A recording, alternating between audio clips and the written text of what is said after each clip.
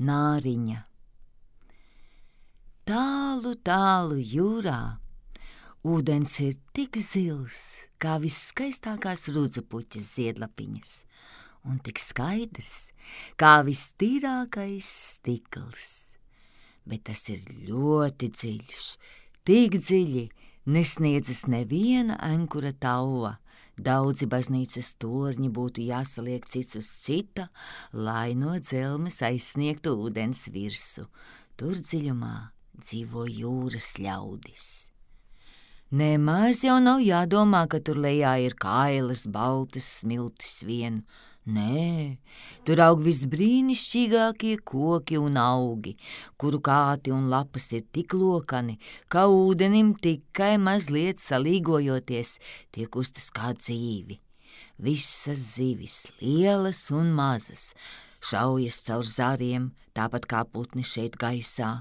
Visdziļākajā vietā stāv jūras ķēniņa pils. Sienas tai ir no koraļiem un augstie smailie logi no visskaidrākā dzintara, bet jumts ir no gliemežvāku vākiem, kuri atveras un aizveras kā kuro reizi ūdens tek. Tas izskatās skaisti, jo katrā vākā guļ mirdzošas pērles, no kurām viena vienīga būtu lielākais greznums ķēnienes kronī.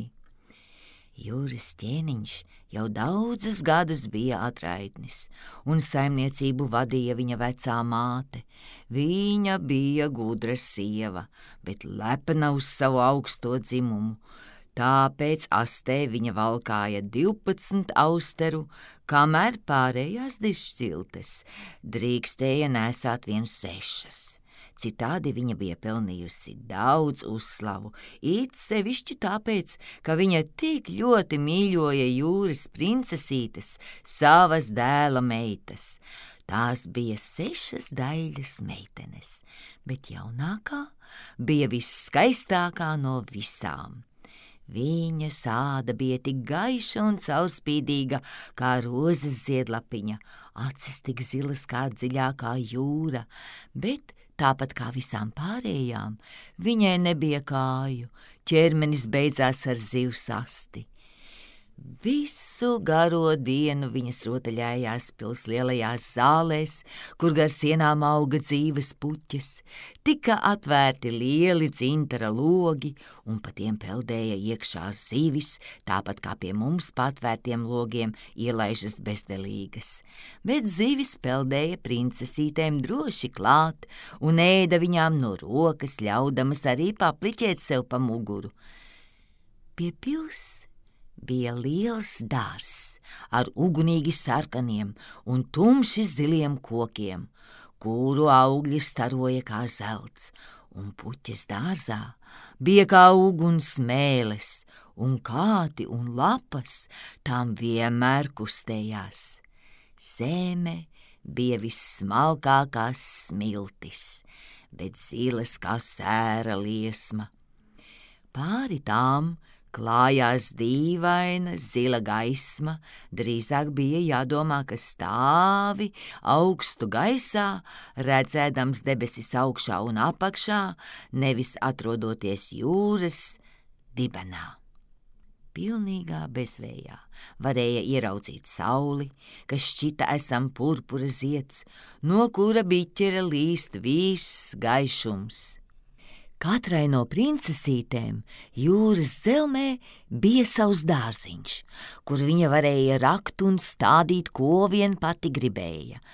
Viena izveidoja savu puķu dobi valzivs izskatā, citai labāk patika, ja viņas dobe līdzinājās Nāriņai, bet jaunākā no māsām izveidoja savējo gluži apaļu kā saule un audzēja tajā puķes, kas spīdēja sārtas kā saule. Viņa bija savāds bērns, klusa un domīga, un ja pārējās māsas rotaļājās ar visdīvainākajām lietām no bojā gājušiem kuģiem, tad viņai bez drošsātajām puķēm, līdzīgām saulei tur augšā, bija vienīgi daļš marmora tēls, izcirsts no tīra un balta akmens. Tas bija skaists zēns, kurš kuģim nogrimstot bija nonācis jūras dibenā. Pie statujas viņa iestādīja rožaini sarkanu sēru vītolu, kas kupli auga liekdams spirktos zarus pāri akmens tēlam, lejup pret zilajām smiltīm, kur violeta sēnas rotaļājās un kustējās tāpat kā zāri. Izskatījās, it kā galotne un saknes, rotaļādamies, tiektos viena otru noskūpstīt. Viņas vislielākais prieks bija dzirdēt par cilvēku pasauli tur augšā. Viņas vecajai tēvamātei bija jāstāsta viss, ko viņa zināja par kuģiem un pilsētām, par cilvēkiem un dzīvniekiem. Visbrīnumainākais viņai likās, ka puķes augšā uz zemes smaržojot. Jūras dibenā tās nesmaržoja, un ka meži esot zāļi, un zivis, kas redzamas zaros, dziedot tik skaļi un daļi, kā prieks klausīties. Vecā māte putniņus sauca par zivīm, jo citādi mazmeitas viņu nesaprastu, tāpēc, ka nevienu putnu nebija redzējušas. Tik līdz jums apritēs 15 gadu, teica vecā māte, jums tiks ļauts pacelties jūras virspusē, sēdēt mēnesnīcā uz klintīm un skatīties lielajos kuģos, kas brauks garām, tad redzēsiet arī mēžus un pilsētas. Nākamajā gadā vienai no māsām palika 15 gadu, bet pārējās bija cita par citu jaunākas. Pašai jaunākajai no viņām tātad bija jāgaida vēl veseli 5 gadi, pirms viņa drīkstēs pacelties augšā no jūras dibena un redzēt, kā pie mums izskatās. Bet viņas solīja cita citai pastāstīt, ko redzējušas un kas pirmajā dienā līdzies viss skaistākais, jo ar vecās mātes stāstiem viņām nebija gana, viņas gribēja zināt daudz ko vairāk. Bet nevienu ilgas nemocīja tā, kā jaunāko princesīti. Tieši viņu, kurai bija jāgaida visilgāk un kura bija klusa un domīga. Dažu labu nakti viņa stāvēja pie atvērta loga, skatīdamās cauri tumši zilajam ūdenim uz augšu, kur zivis sitās ar spurām un astēm. Mēnesi un zvaigznes viņa varēja redzēt spīdām, kaut arī gluži bāli, bet caur ūdeni.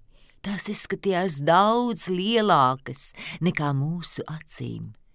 Kad mēnesi un zvaigznes aizklāja, tāda kā tumša ēna, viņa zināja, tā ir vai nu valzivs, kas peld virs viņas, vai arī kūģis pilns ar cilvēkiem. Viņiem laikam neprātā nenāca, ka lejā stāv daļa nāriņa, izstiepusi savas baltās rokas pret kuģa ķīli. Nu, vecākā princese palika 15 gadu veca un drīkstēja pacelties jūras virspusē. Atpakaļ atnākušai, viņai bija 100 lietu, par ko stāstīt, bet skaistākais, ko viņa teica, esot mēnesnīcā, kad jūra ir rāma, gulēt uz sēkļa un skatīties uz lielo pilsētu netālu krastmalā, kur ugunis spīd kā 100 zvaigžņu, dzirdēt mūziku, ratu un cilvēku radītu troksni, redzēt slēmies baznīcu torņus un smailes un klausīties zvanu skaņās. Tieši tāpēc, ka viņai nav bijis lemts pacelties jūras virspusē, viņa pēc tā visvairāk ilgojusies. Ai, cik uzmanīgi viņā klausījās jaunākā māsa, Un vēlāk, vakaros stāvēdama pie atvērta loga un skatīdamās cauri tumši zilajam ūdenim, viņa domāja par lielo pilsētu ar visu tās troksni un kņādu, un viņai likās, ka baznīcas zvanu skaņas atskan pie viņas dziļumā. Pēc gada otrai māsai tika ļauts pacelties ūdens virspusē un peldēt, kur vien tīk. Viņa iznira tieši tai brīdī, kad rietēja saule, un šis skats viņai likās visjaukākais. Visa debesis laistījusies vienā zeltā, viņa teica, un mākoņi, jā, to skaistumu viņa nevarēja vien aprakstīt. Sarkani un violeti tie peldējuši viņai pāri, bet krietni ātrāk par tiem kā garš, balts plīvurs pāri ūdeņiem uz saules pusi lidojis meža gulbju bars. Viņa peldējusi pret sauli, bet tā nogrimusi un rožainā gaisma uz ūdens un mākoņos izdzisusi. Vēl pēc gada augšup devās trešā māsa, visdrošākā no visām, tāpēc viņa peldēja uz augšu pa platu upi, kas ietecēja jūrā. Viņa redzēja skaistus, zaļus pakalnus ar vīnogulājiem, no krāšņiem mežiem pretim raudzījās pīlis un muižas. Viņa dzirdēja putnus dziedam un saule spīdēja tik karsti, ka viņai bieži vien bija jānirst zem ūdens, lai atveldzētu kvēlošo seju. Kādā upes līcītī viņa sastapusi veselu bāru, mazu cilvēku bērnu, gluži kaili tie skraidījuši un plīkšķinājušies pa ūdeni. Viņa gribējusi ar tiem pārotaļāties, bet tie sabijušies un aizbēguši prom. Un tad atskrējis mazs melns dzīvnieciņš. Tas bija suns, bet viņa vēl nekad nebija redzējusi suni. Tas sācis tik šausmīgi uz viņu riet, ka viņai palicis bail, un viņa aizpeldējusi prom jūrā. Bet viņa nekad nevarēja aizmirst krāšņos mežus, zaļos pakalnus un jaukos bērnus, kas prata peldēt pa ūdeni, kaut gan nekādas zivs astes tiem nebija. Ceturtā māsa nebija tik droša. Viņa palika klajā jūrā un vēlāk stāstīja, ka tieši tas esot bijis visjaukākais. Jūru varot pārredzēt jūdzēm tālu un debesis plešoties pāri kā liels stikla zvans. Kuģus viņa esot redzējusi, bet tālumā, un tie izskatījušies kā kājas. Jautrie delfīni metuši kūleņus un lielās valzivis šļākušas ūdeni no nāsīm un licies, kā apkārt ir simtiem strūklaku. Nu, pienāca 5. meitas kārta. Viņas dzimšanas diena bija pašā ziemas vidū, un tāpēc viņa redzēja to, ko citas pirmo reizi nebija redzējušas. Jūra izskatījusies gluži zaļa un visapkārt peldējuši lieli ledus kalni. Katrs izskatījies kā pērle, viņa teica, un tomēr bijis daudz lielāks par cilvēku būvētiem baznīcu torņiem. Tie rādījušies visdīvainākos veidos un mirdzējuši kā dimanti. Viņa apsēdusies uz viena no lielākiem, un visi kuģinieki izbijušies, metuši tam līkumu, un viņa sēdējusi, ļaudama vējam plivināt savus garos matus, bet pret vakaru debesis pārvilkusies ar mākoņiem, laistījušies zibeņi un rībējis pērkons. Melnajai jūrai augstu šūpojot lielos leduskalnus, kas zaigojuši zibeņu baltajā gaismā. Uz visiem kuģiem ievilktas buras, valdījušas izbailes un šausmas, bet viņa mierīgi sēdējusi uz sava peldošā ledus gabala, raudzīdamās, kā līkumotā zibens šautra triecas mirdzošajā jūrā. Pirmo reizi no ūdens iznākot, katra māsa bija sajūsmināta par visu jauno un skaisto, ko redzējusi, bet tagad, kad viņām, kā jau pieaugušām meitenēm, tika ļauts iziet virspusē pēc brīvas gribas un vēlēšanās, viņām tas apnika. Viņas atkal ilgojās pēc mājām, un bija pagājis tikai mēnesis, kad viņas sacīja, ka lejā pie viņiem tomēr esot viss skaistāk un nekur neesot tik labi kā mājās. Dažā labā vakara stundā 5 māsas saķērās rokās un reizē izpeldēja no ūdens. Viņām bija skaistas balsis, tik skaistas kā nevienam cilvēkam. Un, kad laiks vilkās uz negaisu un bijis sagaidāms, ka kuģi noies dibenā, viņas peldēja kuģiem pa priekšu, skaisti apdziedādamas jūras dzelmi un lūgdamas jūrniekus nebīties un nākt lejā.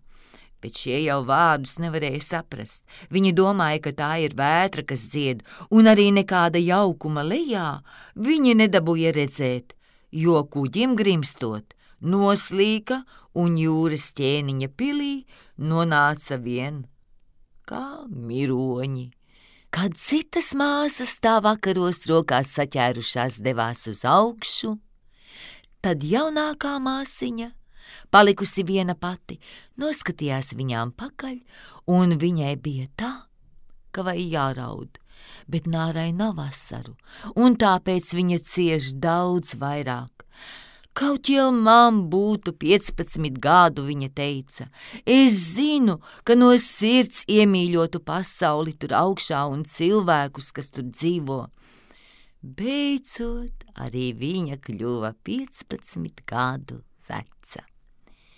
Redzi, nu tu arī esi mums no kakla nost, viņas vecā māte karaliene Atraitne teica.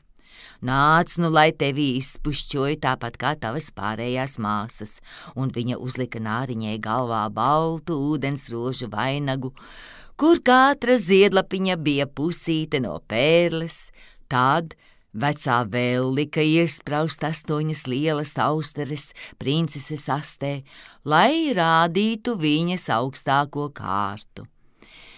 Tas ir tik sāpīgi, nāriņa iesaucās. Krāšņums prasa upurus, sacīja vecā. Ak, viņa labprāt būtu nokratījusi visu šo greznumu un noņēmusi smago vainagu.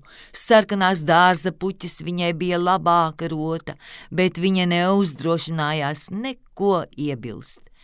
Ar Dievu, viņa teica, un kā ūdens burbulis, viegla un skaidra cēlās uz augšu.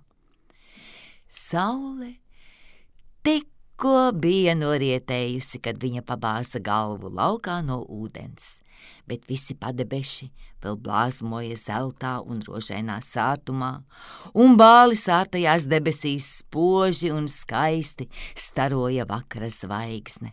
Gaiss bija maigs un svaigs, un jūra gluži rāma. Tur stāvēja liels kuģis ar 3 mastiem. Uzvilkta bija viena vienīga bura, jo nebija jūtama nevēsmiņa, un rājās un tauvās sēdēja matroži.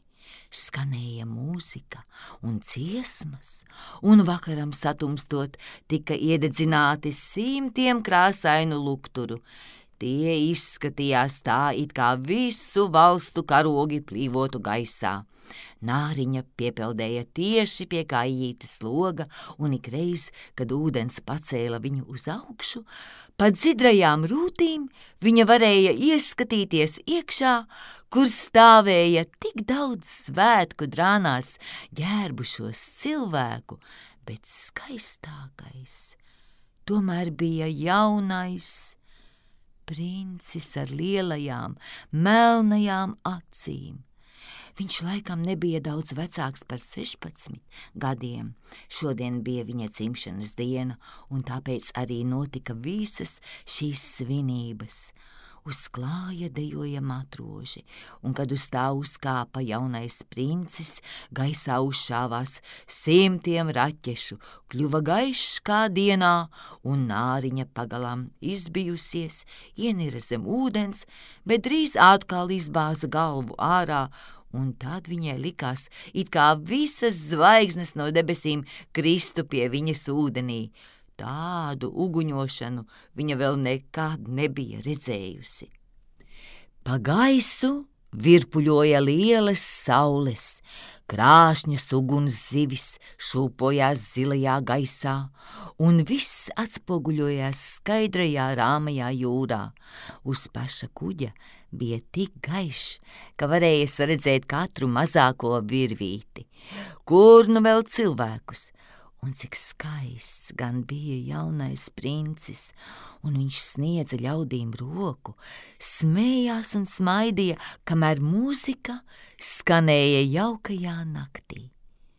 Bija jau vēls, bet Nāriņa nespēja novērst acu no kuģa un skaistā prinča.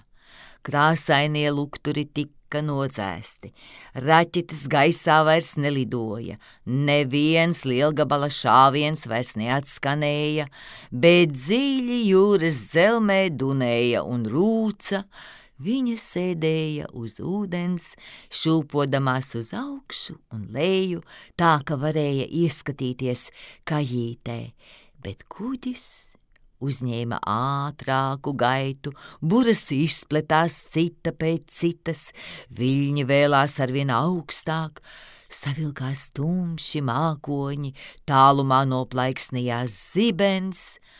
Ai, tuvojās briesmīgs negaiss. Tāpēc matroži noņēma buras. Lielais kuģis kā putns lidodams šūpojās trakojošā jūrā, ūdeņi celās kā lieli melni kalni, kas grasās gāzties pāri mastam, bet kuģis kā gulbis ienira starp augstajiem viļņiem un atkal pacēlās augšā pāri putās sakultajiem ūdeņiem. Nāriņai šķita, ka tas nu gan ir jautrs brauciens, bet jūrniekiem tā viss nelikās.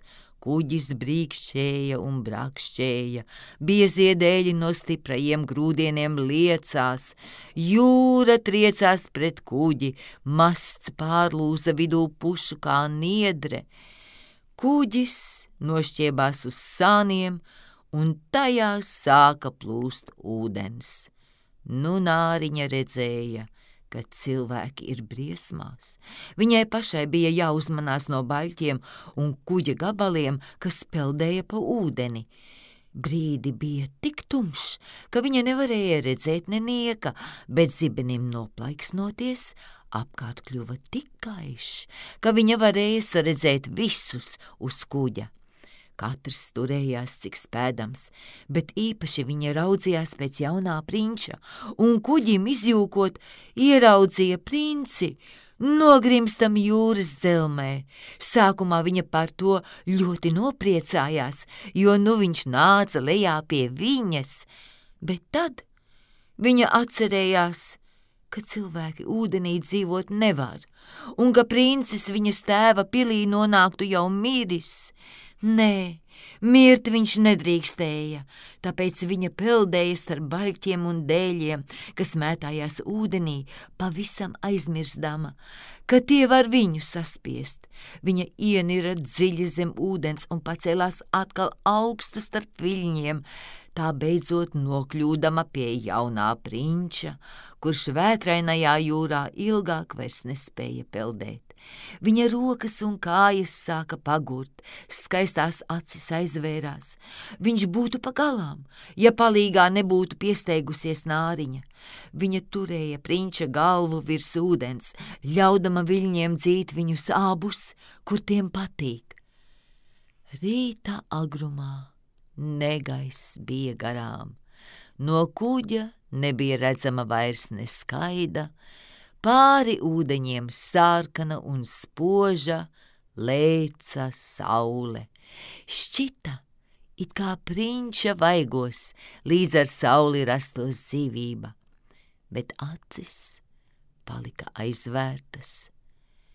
Nāriņa noskūpstīja viņa augsto, skaisto pieri, atglausdama viņa slapjos matus atpakaļ. Viņai šķita, ka princis līdzinās marmora statujai viņas dārziņā. Viņa noskūpstīja princi atkal, vēlēdamās, lai viņš tomēr paliktu dzīvs. Tad viņa ieraudzīja sauszemi, augstus zilus kalnus, kuru galotnēs mirdzēja balts sniegs, it kā tur gulētu balti gulbji. Lejā pie krasta bija skaisti zaļi meži, un vai pašā jūras malā stāvēja baznīca vai klosteris, to viņa lāgā nezināja, bet tā bija kāda ēka. Tur dārzā auga citronu un apelsīnu koki, un vārtu priekšā slējās augstas palmas. Jūra šeit veidoja mazu līcīti, tās bija rāms, bet ļoti dziļš līdz pašai klintī, kur bija uzskalotas smalkas, baltas smiltis. Uz šejieni viņa atpeldēja ar skaisto princi, nolika viņu smiltīs, īpaši parūpēdamās, lai galva atrastos augstāk karstajā saulē. Nu lielajā, baltajā ēkā sāka zvanīt zvani, un daudz jaunu meiteņu gāja pa dārzu. Tad Nāriņa aizpeldēja tālāk, noslēpās aiz lielajiem akmeņiem, kas slejās laukā no ūdens, uzlika jūras putes uz matiem un krūtīm, lai neviens nevarētu ieraudzīt viņas seju, un sāka uzmanīgi vērot, kurš nāks pie nabaga prinča. Nepagāja necik ilgi, kad tur nonāca kāda jauna meitene. Šķita, ka viņa ļoti izbijās, bet tikai brīdi, tad viņa atveda vairākus cilvēkus, un Nāra redzēja, ka princis atdzīvojas un uzsmaida visiem. Bet viņai viņš neuzsmaidīja, jo taču nemaz nezināja, kā viņa to izglābusi. Viņa jutās gauži noskumusi, un kad viņš tika ievests lielajā ēkā, viņa bēdīgi ienira ūdenī un aizpeldēja uz tēva pili. Klusa un domīga viņa bija bijusi vienmēr, bet tagad kļuva vēl klusāka. Māsas jautāja, ko viņa pirmo reizi tur augšā redzējusi, bet viņa nestāstīja neko. Dažu labu reizīti rītos un vakaros viņa izpeldēja no ūdens tai vietā, kur bija atstājusi princi. Viņa redzēja, kā augļi dārzā nogatavojas un tiek noplūkti. Viņa redzēja, kā augstākajos kalnos nokūst sniegs, bet princi viņa neredzēja, un tāpēc vienmēr atgriezās mājās, noskumusi vēl vairāk. Tur viņas vienīgais mierinājums bija sēdēt savā dārziņā un apkamt ar rokām skaisto marmora statuju, kura līdzinājās princim, bet savas puķes viņa vairs nekopa. Tās auga kā biezoknis pār celiņiem ar garajiem kātiem un lapām, sapīdamās koku zaros, tā kā apkārt kļuva pavisam tumšs. Pēdīgi, nevarēdama to vairs izturēt, viņa izstāstīja visu vienai no savām māsām, un uzreiz to dabūja zināt arī pārējās, bet vairāk gan neviens, tikai viņas un pāris citu nāru, kuras nepateica to nevienam, tikai savām tuvākajām draudzenēm. Kāda no viņām zināja pastāstīt par princi? Viņa arī bija redzējusi svinības uz kuģa, zināja, no kurienes viņš ir un kur atrodas viņa ķēniņvalsts. Nāc, māsiņ, pārējās princeses aicināja, un rokas cita citai ap pleciem aplikušas, gārā virknē iznira no jūras, iepretī tai vietai, kur zināja atrodamies Prinča pili. Tā bija celta no gaiši dzelteniem, spožiem akmeņiem ar platām marmora kāpnēm, no kurām vienas veda lejā līdz pašai jūrai. Pāri jumtam slējās krāšņi apzeltīti kupoli, un starp kolonnām pīlī visapkārt stāvēja marmora tēli, kas izskatījās kā dzīvi. Caur skaidro stiklu augstajos logos varēja ieraudzīt greznas zāles, kurās karājās dārgi zīda aizskari un tepiķi, un visas sienas bija izrotātas ar lielām gleznām, tā ka prieks bija uz tām noskatīties. Plašākās zāles vidū plīkšķēja liela strūklaka, kuras ūdens šaltis sniedzās augstu līdz pat stikla kupolam griestos, caur kuru saule apspīdēja ūdeni un skaistos augus, kas auga baseinā. Nu viņa zināja, kur viņš dzīvo, un dažu labu vakaru un nakti viņa parādījās tur uz ūdens. Viņa piepeldēja krastam daudz tuvāk, nekā jebkurš cits bija uzdrošinājies. Viņa pat iepeldēja šaurajā kanālā zem greznā marmora balkona, kas meta gāru ēnu uz ūdens. Te viņa sēdēja, skatīdamās uz jauno princi, kurš spožajā mēnesnīcā domāja sevi esam gluži vienu. Dažu labu vakaru viņa redzēja princi, mūzikai skanot un karogiem plīvojot braucam savā krāšņajā laivā. Viņa raudzījās caur zaļajām niedrēm, un ja vējš pacēla viņas garo, sudrabaini balto plīvuru, un kāds to ieraudzīja, tad tas domāja, ka tur spārnus plivina gulbis. Dažu nakti zvejniekiem uz jūras ar uguni zvejojot, viņa dzirdēja to stāstam daudz laba par jauno princi, un viņa priecājās, kā bija viņam izglābusi dzīvību, kad viņš pamiris šūpojās viļņos, un viņa domāja par to, cik cieši viņa galva uz viņas krūtīm bija dusējusi un cik sirsnīgi viņa bija to skūpstījusi. Viņš par to neko nezināja, un nāriņa viņam nerādījās pat sapņos. Cilvēki sāka viņai patikt arvien vairāk un vairāk.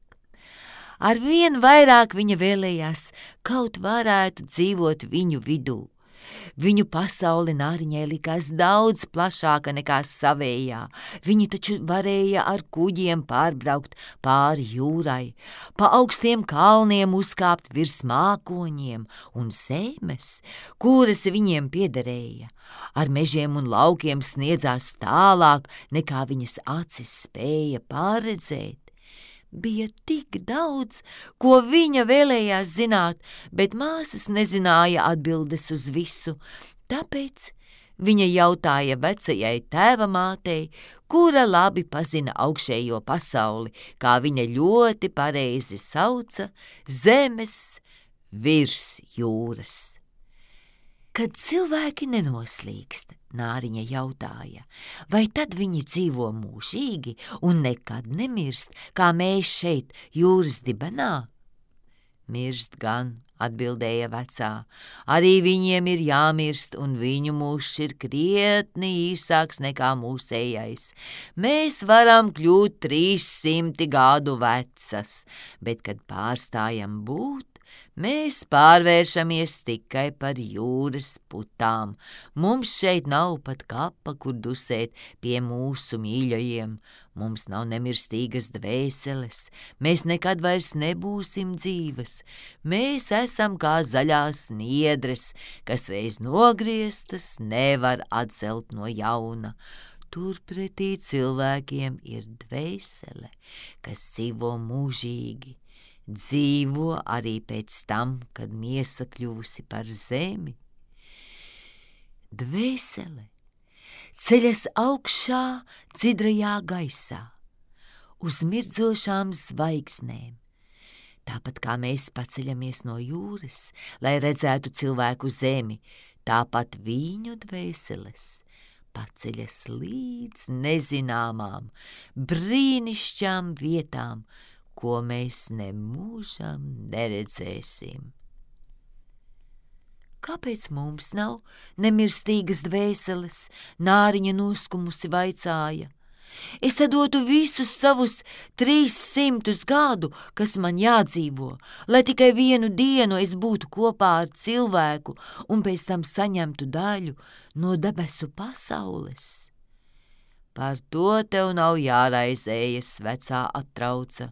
Mums klājas daudz labāk, un mēs esam daudz laimīgāki nekā cilvēki tur augšā.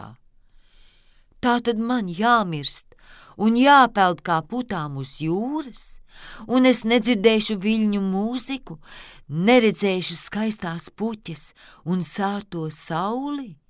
Vai tad es itin neko nevaru darīt, lai iemantotu nemirstīgu dvēseli? Nē. Nevari, vecā teica. Vien tad, ja tevi kāds cilvēks tā iemīlētu, kā tu viņam būtu vairāk nekā tēvs un māte, ja viņš ar visu savu sirdi un prātu tev pieķertos un ļautu, lai mācītājs ieliek viņa labo roku tavējā, ja viņš apsolītu tevi šeit un visā mūžībā uzticīgi mīlēt, tad viņa dvēsele ieplūstu tavā miesā, un tev arī būtu daļa no cilvēku laimes. Viņš dotu tev dvēseli, tomēr sev paturēdams savējo, bet tas nekad nevar notikt. Tieši tas, kas ir skaists šeit jūrā, tava zivs aste augšā uz zemes tiek uzskatīts par neglītumu. Viņiem jau nav nekādas sajēgas par skaistumu. Tur vajag 2 neveiklu stabu, ko viņi sauc par kājām, lai būtu skaists. Nāriņa skumji nopūsdamās paskatījās uz savu zivs asti. Priecāsimies, vecā teica, līksmosimies un diesim tajos 300 gados, kas mums novēlēti. Tas taču ir pietiekami garš laiks, pēc tam bez bēdu varēsim atdusēties kapā, šovakar mums būs galma balle. Bija gan arī krāšņums, kāds zemes virsū nekad nav redzams. Sienas un griesti lielajā deju zālē bija no bieza, bet dzīdra stikla. 100 milzīgu gliemežvāku rožu sarkanumā un zāles zaļumā stāvēja rindās katrā pusē un degā ar zīlu uguni, apgaismodami zāli un spīdēdami cauri sienām, tā ka jūra visapkārt bija pavisam gaiša. Varēja redzēt neskaitāmas zivis, lielas un mazas, kas peldēja uz stikla sienu pusi.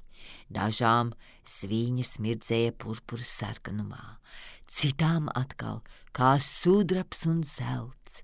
Zālei pa vidu tecēja plata straume, un pa to skaisti dziedādami dejoja ūdens vīri un nāras. Cilvēkiem virs zemes tik skaistu balsu nav. Nāriņa dziedāja visskaistāk no visiem, un viss galms viņai aplaudēja. Kādu mirkli viņa sajuta prieku sirdī, zinādama, ka viņai ir no visiem zemes un jūras iedzīvotājiem pati skaistākā balss. Bet drīz viņa atkal sāka domāt par augšējo pasauli. Viņa nevarēja aizmirst skaisto princi un bēdas par to, ka viņai nav nemirstīgas dvēseles kā viņam. Tāpēc viņa izzagās no tēva pils, un kamēr visi iekšā dziedāja un priecājās, noskumusi sēdēja savā dārziņā. Tad viņa augšā dzirdēja mežraga skaņas un iedomājās. Laikam tagad viņš tur augšā visinās. Viņš, kuru es mīļoju vairāk par tēvu un māti. Viņš, pie kura saistās visas manas domas un kura rokā es ieliku savas dzīves laimi. Es nebīstos ne no kā, lai iemantotu viņu un nemirstīgo dvēseli. Kamēr manas māsas tēva pilī dejo, es iešu pie jūras raganas, no kuras man vienmēr ir bijis tik bail. Varbūt viņa varēs dot padomu un palīdzēs. Tad Nāriņa gāja ārā no sava dārza uz krāsošo milzu atvaru pusi, aiz kuriem ragana dzīvoja. Šo ceļu viņa vēl nekad nebija gājusi. Šeit neauga neviena puķe, neviena jūras zāle, tikai kailu pelēku smilšu klajums pletās līdz atvariem, kur ūdens kā rūcošs dzirnu rats griezās, raudams visu, ko viens atvēra sev līdzi dziļumā. Starp šiem milzu virpuļiem viņai bija jāiziet, lai nonāktu jūras raganas tiesā, un te labu gabalu nebija cita ceļa kā vien pa karstām, burbuļojošām dūņām, ko ragana sauca par savu kūdras purvu. Aiz tā atradās viņas māja neparasta meža vidū. Visi koki un krūmi bija polipi, pa pusei dzīvnieki un pa pusei augi. Tie izskatījās kā čūskas ar 100 galvām, kas aug no zemes. Visi zari bija garas, gļotainas rokas ar pirkstiem kā lokaniem tārpiem, un visi tie kustējās no saknēm līdz pašai galotnei. Visam, ko vien tie varēja jūrā satvert, tie aptinās apkārt un nekad vairs nelaida vaļā. Meža malā nonākusi Nāriņa šausmās apstājās. Viņas sirds aiz bailēm stipri pukstēja. Daudz netrūka, ka viņa būtu griezusies atpakaļ, bet tad viņa iedomājās par princi un cilvēka dvēseli, un viņai radās drosme.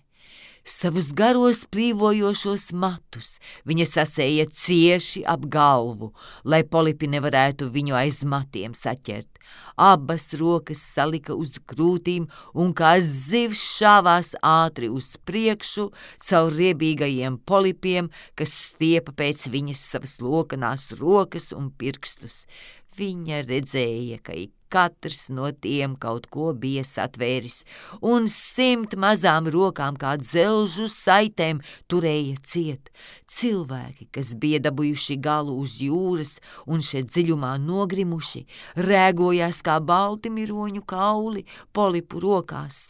Tās cieši turēja kuģu stūres un lādes, zemes dzīvnieku ģindeņus un arī kādu nāriņu, ko polipi bija noķēruši un nožņauguši. To viņai bija visbriesmīgāk redzēt.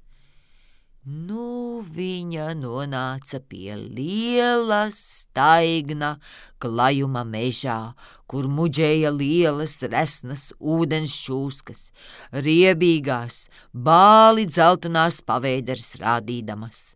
Klajuma vidū no slīkoņu baltajiem kauliem bija uzcelta māja, tur sēdēja jūras ragana un ēdināja no mutes krupi, tāpat kā cilvēki dod kanāriju putniņiem cukuru.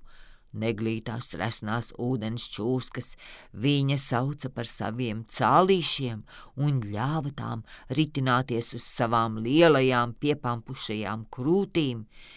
Es jau zinu, ko tu gribi, jūras ragana teica. Nav prātīgi darīts. Tomēr, lai notiek tava grība, jo tā tevi iegrūdīs nelaimē manu daļo princesīt. Tu gribētu tikt vaļā no savas zivsastes, un tās vietā dabūt 2 strupuļus iešanai, kā tas cilvēkiem ir, lai jaunais princis tevi iemīlētos, un tu iemantotu viņu un nemirstīgu dvēseli. Un ragana iesmējās tik skaļi un riebīgi, ka krupis un čūskas nokrita un balstījās pa zemi. Tu nāc īstā laikā, ragana teica. Rīt pēc saules lēkta es tev nevarētu palīdzēt, līdz atkal gads būs apkārt. Es tev pagatavošu dzērienu, tev ar to pirms uzlēkusi saule, jāizpeld līdz sauszemei, jāapsēžas krastā, un tas jāizdzer. Tad tava aste sašķelsies un sarausies par glītām kājām, kā cilvēki tās sauc, bet tas būs sāpīgi, it kā ass zobens grieztos tev cauri. Visi, kas tevi ieraudzīs, teiks, ka tu esi skaistākais cilvēkbērns, ko viņi savā mūžā redzējuši. Tu paturēsi savu vieglo gaitu, neviena dejotāja nevarēs lidināties tā kā tu, bet pie katra soļa tev būs tā, it kā tu uzkāptu uz asa naža, kad tūliņ būtu jātek asinīm.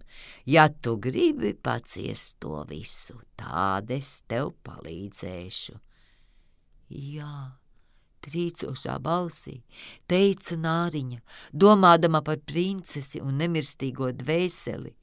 Bet atceries, ragana brīdināja, ja tu reiz būsi dabūjusi cilvēka izskatu, tu nekad vairs nevarēsi atkal kļūt par nāru.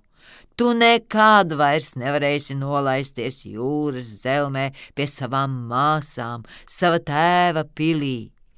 Un ja tu neiegūsi prinča mīlestību, tā, ka viņš tevis dēļ aizmirst tēvu un māti par tevi vien domādams un pavēl mācītājam salikt jūsu rokas kopā, ka jūs topat vīrs un sieva, nekādu nemirstīgu dvēseli tu nedabūsi. Nākamajā rītā, pēc tam, kad viņš būs apprecējies ar citu, tavas sirds lūzīs, un tu pārvērtīsies par putām uz ūdens. Es to gribu, Nāriņa teica, kļūdama bāla kā nāve.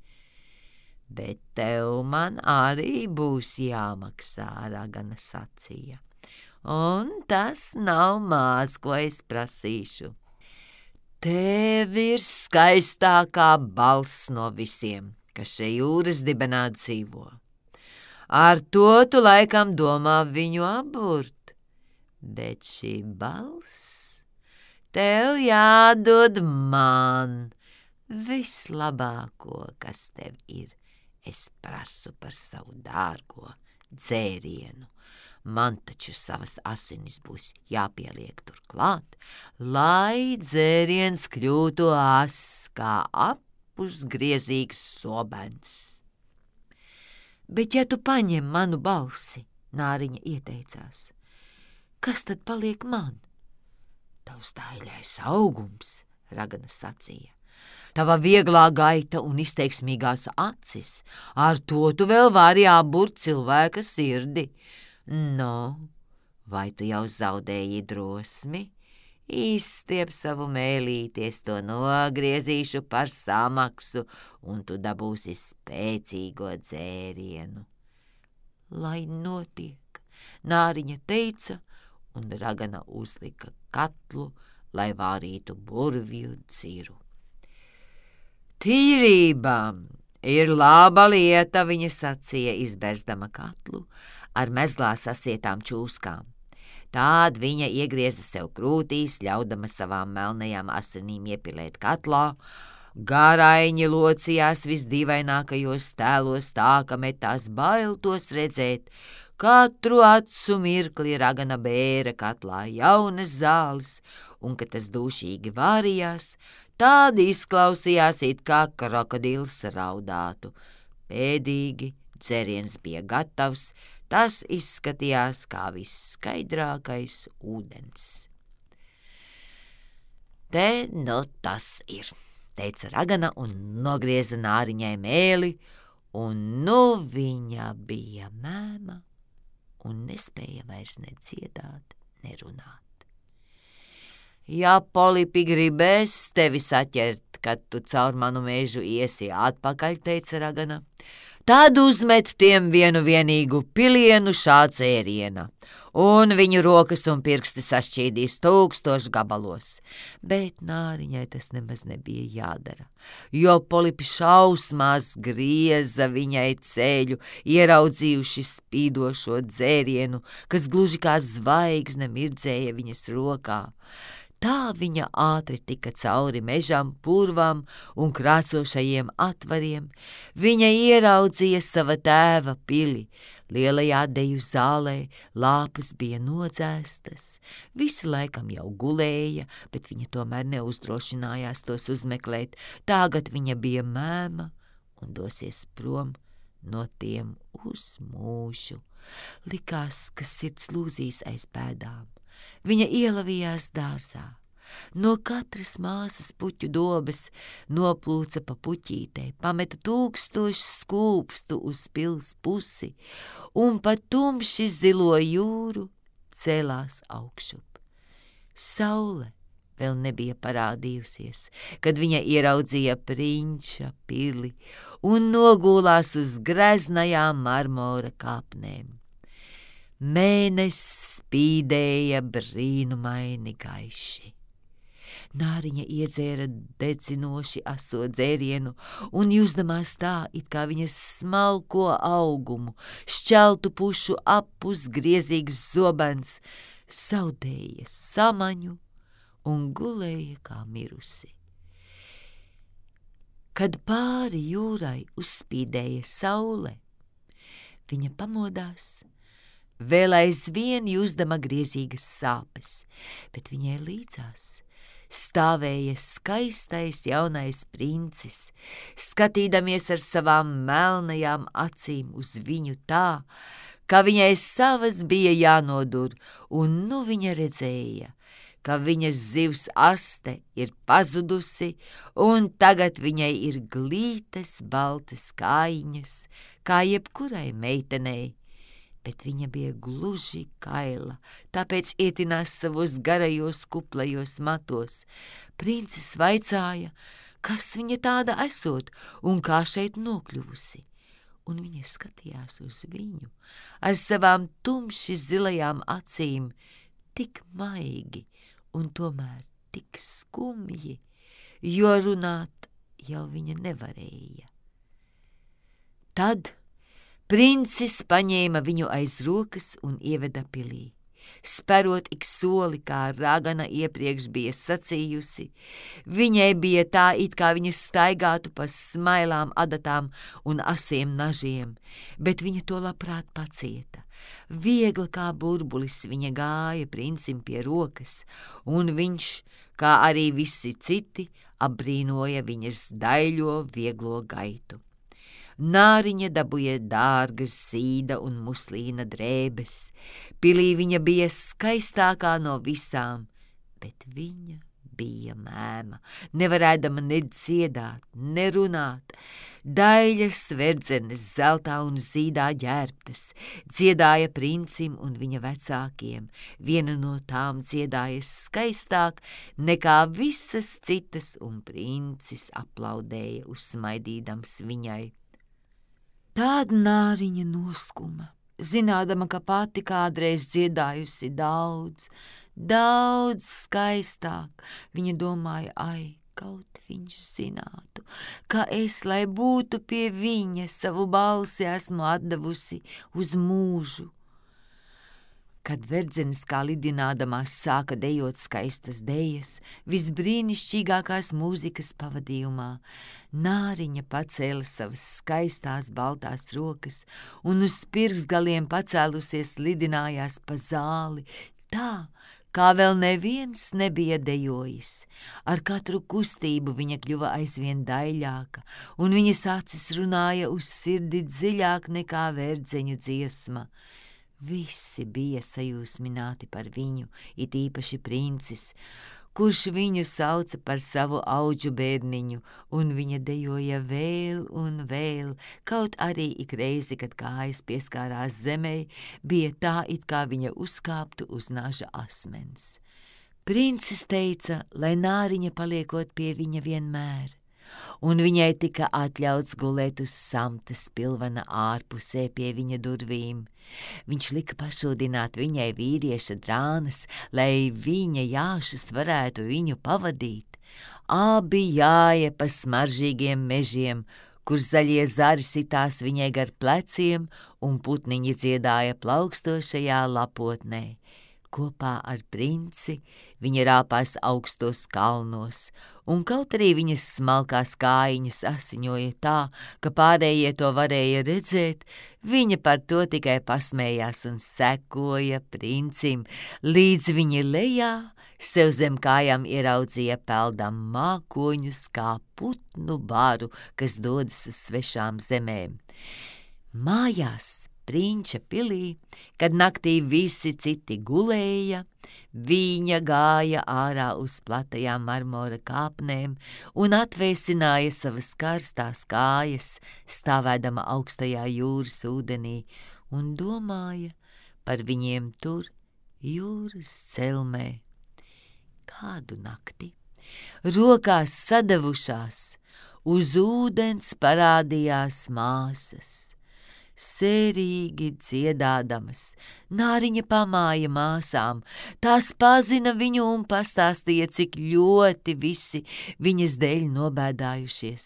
Kopš tās reizes viņas apciemoja Nāriņu katru nakti, un vienreiz viņa tālumā redzēja savu veco māti, kura daudzus gadus nebija uznākusi jūras virspusē, un jūras ķēniņu ar kroni galvā viņš izstiepa rokas pret viņu, bet neuzdrošinājās pienākt krastam tik tuvu kā māsas. Dienu no dienas viņa kļuva princim mīļāka. Viņš mīļoja viņu tā, kā mīļo labu mīļu bērnu, bet padarīt viņu par savu ķēniņieni, tas viņam nenāca neprātā.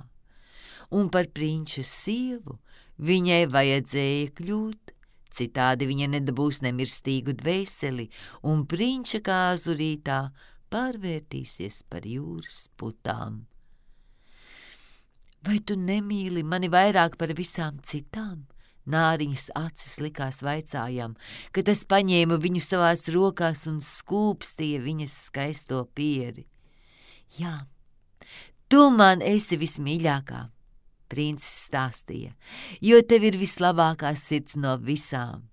Tu esi man vispadevīgākā, un tu esi līdzīga jaunajai meitenei, ko reiz redzēju, bet laikam nekad vairs neatradīšu. Es biju uz kuģa, kas vētrā gāja bojā. Viļņi iznesa mani krastā pie kāda svētā tempļa, kur kalpoja daudz jaunu meiteņu. Jaunāko, kura mani krastmalā atrada un izglāba man dzīvību, es redzēju tikai pāris reižu. Viņa ir vienīgā, kuru es šai pasaulē varu mīlēt, bet tu līdzinies viņai, tu gandrīz izstum viņas tēlu no manas dvēseles. Viņa pieder svētajam templim, un tāpēc pati laime tevi ir atsūtījusi pie manis. Mēs nešķirsimies nekad. Ak, viņš nezina. Es slēpos aiz putām, noskatīdamās, vai nenāks kāds cilvēks. Es redzēju to skaisto meiteni, kuru viņš mīl vairāk par mani, un Nāriņa dziļi nopūtās, jo raudāt viņa nevarēja. Meitene, piederot pie svētā tempļa, viņš bija teicis, viņa nekad no turienes neiznākšot. Viņi vairs nesatiksies. Es esmu pie viņa, redzu viņu katru dienu, es viņu kopšu, mīlēšu, upurēšu viņam visu savu dzīvību. Bet nu tika stāstīts, ka princim jāprecoties un jāņemot par sievu kaimiņu ķēniņa daļā meita, tāpēc viņš rīkojot braucienam tik greznu kuģi. Princis braukšot apskatīt kaimiņu ķēniņa zemes, tā tika runāts, bet patiesībā viņš braucot kaimiņu ķēniņa meitas lūkoties. Viņam līdzi braukšot liels pulks pavadoņu, bet Nāriņa smiedamās purināja galvu. Prinča domas viņa zināja labāk par visiem citiem. Man jābrauc, viņš Nāriņai bija teicis. Man jāredz skaistā princese. Mani vecāki to pieprasa, bet pārvest viņu mājās, kā savu līgavu, to gan viņi nepiespiedīs mani darīt. Es nespēju viņu mīlēt. Viņa nav līdzīga tai skaistajai meitenei templī, kurai līdzinies tu. Ja man reiz būs jāizvēlas līgava, tad drīzāk tā būsi tu, mans mēmais auģu bērns ar izteiksmīgām acīm, un viņš skūpstīja viņas sarkanās lūpas, spēlējās ar viņas garajiem matiem un lika galvu viņai uz krūtīm, tā, ka viņas sirds sapņoja par cilvēka laimi un nemirstīgu dvēseli. Tu taču nebaidies jūras, mans mēmais bērns, viņš vaicāja, kad viņi stāvēja uz greznā kuģa, kas vedīs viņu uz kaimiņu ķēniņa zemēm, un viņš stāstīja par vētru un bezvēju, par dīvainām zivīm dzelmē un to, ko ūdens līdēji tur redzējuši, un Nāriņa viņam to visu stāstot, smaidīja, jo viņa taču labāk par jebkuru citu pazina jūras celmi. Gaišā mēnesis naktī, kad visi gulēja, viens stūrmanis pie stūres ne. Viņa sēdēja pie kuģa reliņiem, cieši skatīdamās caur skaidro ūdeni dziļumā, un viņai šķita, ka redz sava tēva pili. Uz pils jumta ar sudraba kroni galvā stāvēja vecā māte, stīvi raudzīdamās caur bangojošiem ūdeņiem uz kuģa pusi. Tad virs ūdens parādījās viņas māsas, un rokas lauzīdamas skumji raudzījās uz viņu. Nāriņa pamāja viņām, smaidīja un gribēja stāstīt, ka viņai klājas labi un viņa ir laimīga, bet te nāca kuģa puika, un māsas pazuda zem ūdens tā, ka viņš palika pārliecībā, ka redzētais baltums jūras putas vien bijušas. Nākamajā rītā kuģis ienāca kaimiņu ķēniņa krāšņās galvaspilsētas ostā. Zvanīja visu baznīcu zvani un augstajos torņos skanēja bazūnes, kamēr zaldāti stāvēja rindās ar plīvojošiem karogiem un mirdzošiem durkļiem. Katru dienu bija svētki, balles un viesības sekoja cita citai, bet princeses vēl nebija. Tika stāstīts, ka viņa tiekot audzināta kādā tālā svešā templī, kur mācoties visus ķēnišķīgos tikumus. Beidzot viņa ieradās. Nāriņa ziņkārīgi vēlējās redzēt princeses skaistumu, un viņai bija jāatzīst, ka lielāka daļuma viņa vēl nebija redzējusi. Princeses vaigs bija tik smalks un gaišs, un zem garajām tumšajām skropstām smaidīja pāris uzticīgu tumšzilu acu. Tā esi tu, princes iesaucās, tu, kas izglābi mani, kad es kā miris gulēju jūras krastā, un viņš apkampa savu nosarkušo līgavu. Ai, es esmu pārlieku laimīgs, viņš teica Nāriņai. Tas, ko nekad necerēju iemantot, ir piepildījies. Tu priecāsies par manu laimi, jo mīli mani par visiem vairāk. Un Nāriņa noskūpstīja viņa roku, jusdamās tā, it kā sirds jau lūstu pušu. Prinča kāzu rīts bija nesis viņai nāvi, pārvēršot viņu par jūras putām. Visu baznīcu zvani zvanīja. Heroldi jāja pa ielām, pavēstīdami sadarināšanos. Uz visiem altāriem dārgās sudraba lampās dega smaržīga eļļa, priesteri šūpoja kvēpināmos traukus un līgava ar līgavaini sniedza viens otram roku, saņemdami bīskapa svētību. Nāriņa zeltā un zīdā tērpta, turēja līgavas šlepi, bet viņas ausis nedzirdēja svētku mūziku. Viņas acis neredzēja svinīgo ceremoniju, viņa domāja par savas nāves nakti, par visu, ko šai pasaulē zaudējusi. Jau tai pašā vakarā jaunlaulātie kāpa uz kuģa, dārdēja lielgabali, plīvoja karogi, un kuģa vidū bija uzslieta krāšņa telts no zelta un purpura, ar visjaukākiem spilveniem, kur jaunajam pārim klusajā dzestrajā naktī atdusēties. Vējš piepūta buras, un kuģis viegli un rāmi slīdēja pa dzidro jūru, kad satumsa tika iededzinātas krāsainas lampas, un matroži uz klāja dejoja jautras dejas. Nāriņa domāja par pirmo reizi, kad bija iznirusi no jūras un noraudzījusies tādā pašā greznumā un jautrībā. Un viņa virpuļoja līdzi dejā, lidinādamās kā bezdelīga, ka tai seko vajātājs, un visi izteica viņai savu sajūsmu, nekad vēl viņa nebija dejojusi tik brīnišķīgi. Sāpes kā asi naži graizīja kājas, bet viņa to nejuta. Daudz sāpīgāki asmeņi dūrās viņai sirdī.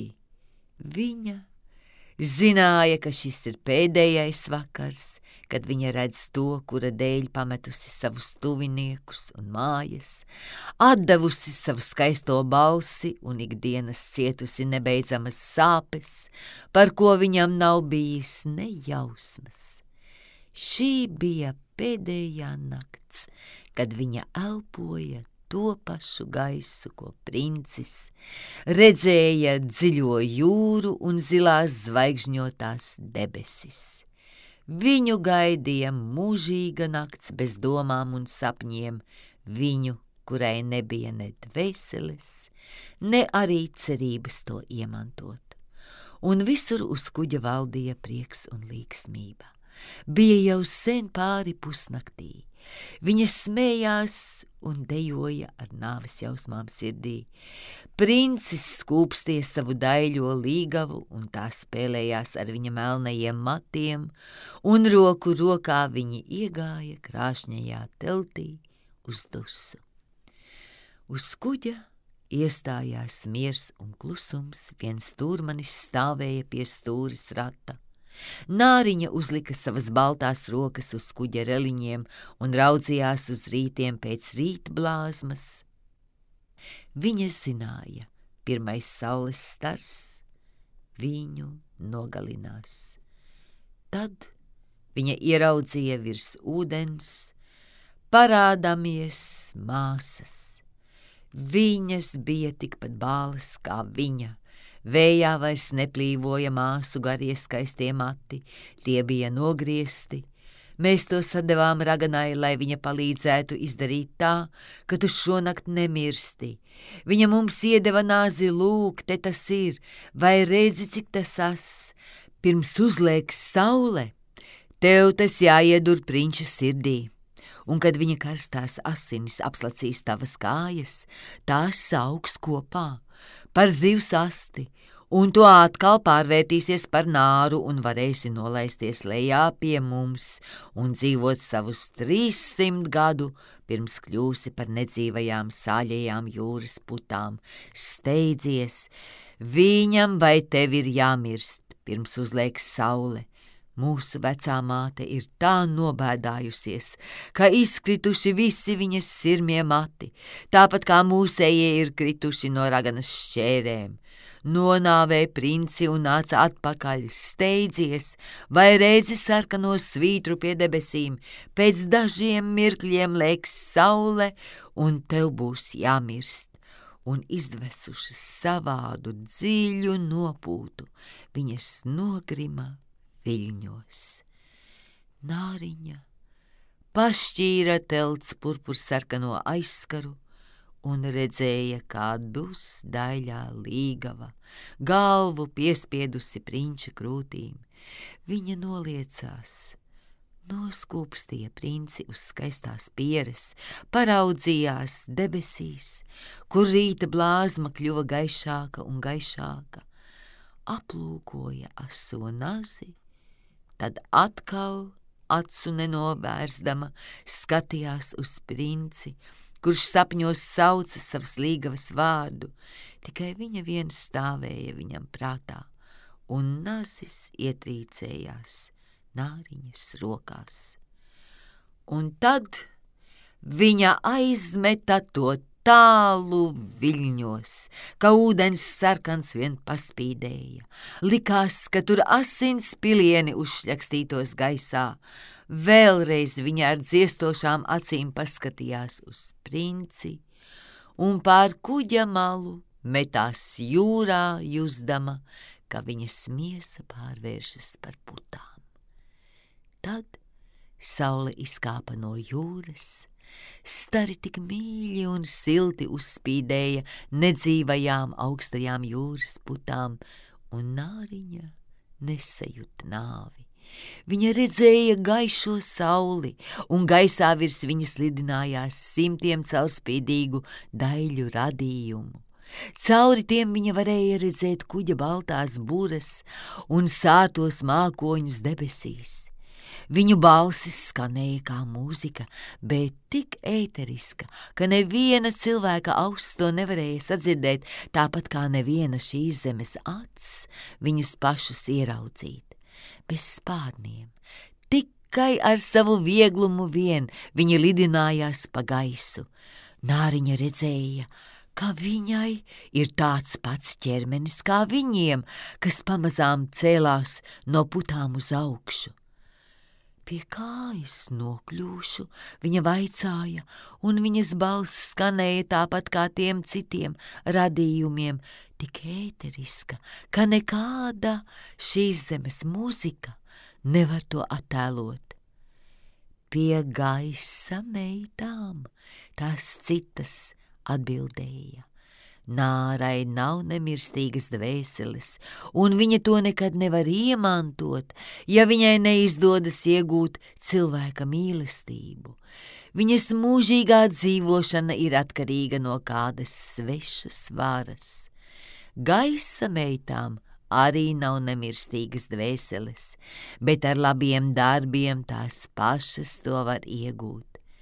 Mēs lidojam uz siltajām zemēm, kur smacīgais mēra gaiss nonāvēja cilvēkus. Tur mēs nesam spirdzinājumu, mēs izplatām gaisā puķu smaržu un sūtām spirktumu un atveseļošanos.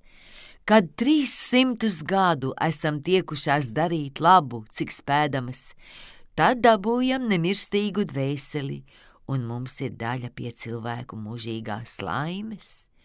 Tu nabaga Nāriņ, no visas sirds esi tiekusies pēc tā paša kā mēs. Tu esi cietusi un visu panesusi, tā paceldamās gaisā garu valstībā. Tagad tu pati ar labiem darbiem pēc 300 gadu vari sev iemantot nemirstīgu dvēseli. Un Nāriņa pacēla savas baltās rokas pret dieva saulīti, un pirmo reizi juta acīs sariešamies asaras. Uz kuģa Atkal valdīja troksnis un dzīvība, viņa redzēja princi, ar savu daļo līgavu viņu meklējām. Nekustīgu skatu abi skumīgi raudzījās burbuļojošās putās, it kā zinādami, ka viņa ir metusies viļņos. Neredzami viņa noskūpstīja līgavai pieri, uzsmaidīja princim un līdz ar citiem gaisa bērniem pacēlās uz sārta mākoņa, kas peldēja gaisā. Pēc 300 gadu mēs tā ielidosim Dieva valstībā. Mēs tur varam nokļūt arī agrāk, kāda gaisa meita čukstēja. Neredzamas mēs ielidojam cilvēku mājās, kur ir bērni. Un katru reizi, kad atrodam labu bērnu, kurš sagādā vecākiem laimi un pelna viņu mīlestību, Dievs saīsina mūsu pārbaudes laiku. Bērns nezina, ka mēs lidojam pa istabu, un ja mums no prieka par viņu jāpasmaida, tad 1 gads no tiem 300 tiek atlaists. Bet, ja redzam nerātnu un ļaunu bērnu, tad mums jāraud skumju asaras, un katra asara mūsu pārbaudes laikam pieliek 1 dienu klāt.